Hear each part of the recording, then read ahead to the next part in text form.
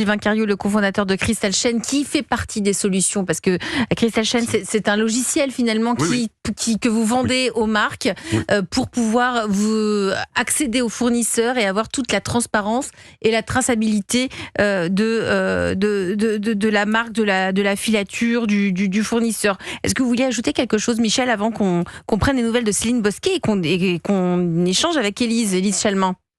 Oui, moi c'est une petite question que je me suis posée en étudiant le dossier. Qui paye la solution? Est-ce que c'est bien le fabricant? Ensuite, quel est le montant? Selon quelle modalité? Est-ce qu'il y a des abonnements? Et alors, on est en plein dans le sujet, quel est l'impact tarifaire sur le consommateur au niveau du prix? Alors, qui paye? Ça fait plein de questions. Juste qui paye déjà. Qui paye. Ça dépend, en fait. Ça dépend qui veut valoriser. Ça dépend, en fait, qui est le client. Le client, ça peut être la marque en aval, ça peut être aussi le producteur matière première. Donc, en général, c'est lui qui paye.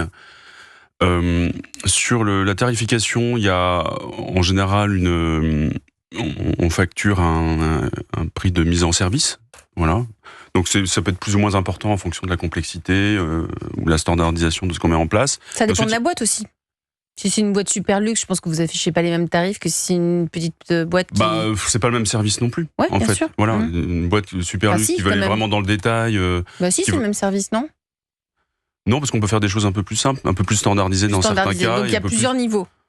Si je fais le parallèle avec le luxe, vous avez pas le prêt-à-porter, mais le semi-mesure ou sur-mesure. C'est ce qu'on fait pour les boîtes qui ont les moyens et envie d'aller très très finement. Et puis on fait plutôt le prêt-à-porter pour d'autres marques.